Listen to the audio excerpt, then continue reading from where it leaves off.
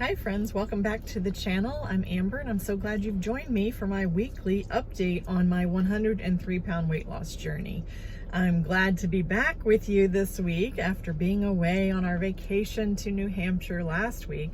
So of course I did not post. So this week I got on the scale. Drum roll, what do you think it said after 7 days of eating out morning, noon, and night and traveling and, you know, the sodium content of eating out?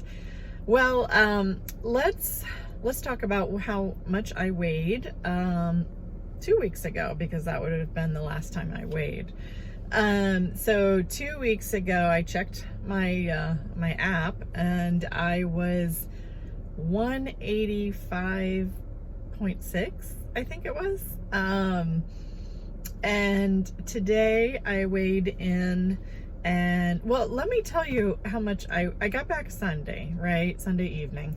I weighed myself Monday morning, and it was a little scary because it was like 188.6, and I was kind of like, ah.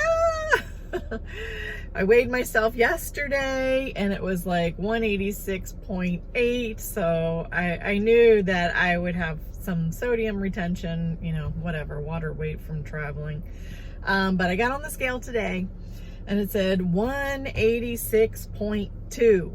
So we're definitely headed in the right direction. Now, I will tell you, I'll let you in on a little secret of what I ate yesterday, which, you know, sometimes I sabotage myself, honestly. I was out at the farmer's market, if you caught my day in the life yesterday, and I bought some guacamole. I was hungry. So I had some guacamole and crackers when I got back. And then I had, a piece of one and a half slices of ham. So that's pretty salty. And then hubby had bought some dark chocolate. So I had one tiny little square of the Ghirardelli dark chocolate. So yeah, all of those things were great to do on the day before weigh-in. Yeah. But I figure the more I, you know, kind of resume my normal way of eating, which is why I wanted to stock up on all the fresh goodness yesterday. But as much, you know, once I get back into the swing of things, that weight is going to come down. So that means a total gain during my vacation of 14 ounces. 14 ounces. I will take it. I will. What went right during our, in terms of eating and exercise activity during our vacation? Well, I will tell you, as you will see from my upcoming New Hampshire vacation videos, stay tuned for those, because we took some really nice shots and I took some video. So you'll get to see a little snippet of what we got to experience in the White Mountains of New Hampshire. It was glorious. But what went right, we were very active for this 50-year-old deconditioned body. We did go on some hikes, you know, nothing extensive, but strenuous, yes. The elevations, it was like, oh my word, the inclines, they were real. And then some of the steps that we had to go down to reach some of the beautiful waterfalls were granite steps that, you know, went down at a very steep slope. And then you got down to the waterfall, and then, you know, you had to get back up. So, oh my goodness. Yeah, we did a lot of walking. I did a lot of sitting too, honestly, because traveling around to all the covered bridges and the waterfalls, you know, that takes time, but that's okay. The way I figure it is, we were pretty active, definitely more so than usual. I tried to, in terms of eating, I tried to select the healthy choices, but I did splurge a little bit. You might have heard me say that hubby and I split a sundae. We split a sundae one night. So we just had dessert one night. But I did kind of indulge in some dishes. I had a lot of haddock fish. Yeah, a lot of fish while we were gone. I only had red meat once. Hubby and I split a hamburger at a cafe one day for lunch. So I had chicken and fish. However, I will say the chicken that I had was decadent. Oh my goodness, this one place that we ordered from, and we did sit down a couple of nights too there. It was called The Common Man. And I just fell in love with this apple walnut stuffing chicken. And it had just this beautiful sauce. I don't know if it said it was a cream cheese sauce, but I had it 3 times. It was so good. But you know, sometimes when you're on vacation, you just splurge. I did have a lot of salads. I had vegetables, and otherwise I did pretty well. Drank a lot of water, but as noted, I think it was in yesterday's video, we drank a lot of coffee too. So yeah, we had a wonderful, wonderful time. So it was just, I won't say a perfect vacation, but it was nearly perfect. So glad to be back home. You know, there's as much fun as it is to get away and have a little adventure. There is no place like home. So what do I plan to do during the week ahead? Well, hubby and I were talking, you know, when you go away, you kind of get a little perspective, right? What changes do we want to make? Well, now that I feel like my back is improving, and it definitely improves upon activity. So we are planning to walk in the mornings. We've been, I've hit the road running, hit the ground running since Sunday, taking care of my dad, and he'll have surgery next week. And I had, you know, an appointment yesterday. I'm getting ready to go get my hair done now. So this is my before. I'm hoping to get some more blonde highlights and get some of my my roots touched up. When I went to Alabama, I had to cancel my hair appointment, so it is in dire need.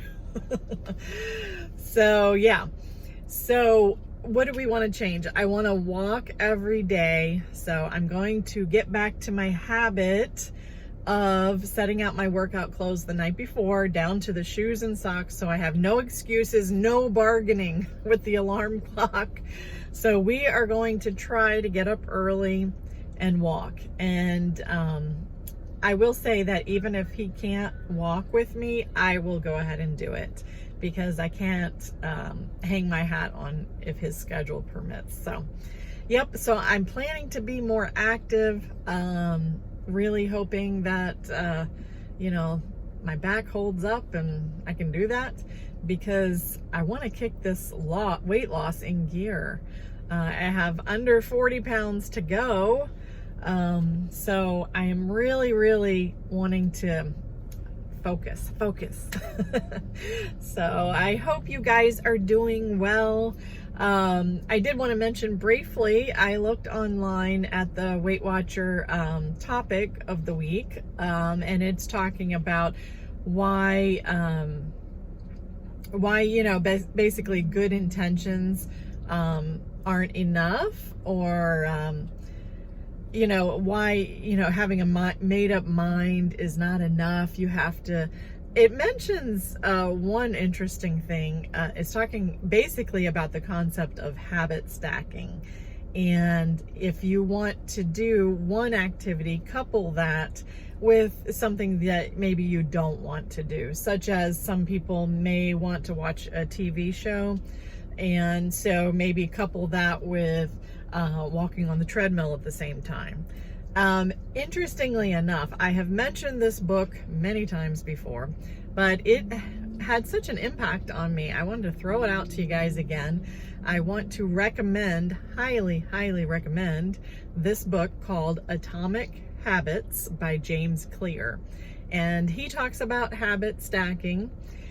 He talks about making if you want to make some changes in your life, make it so easy that it's impossible to fail. I was talking about this with my husband last night, encouraging him to, you know, he has a desk job primarily.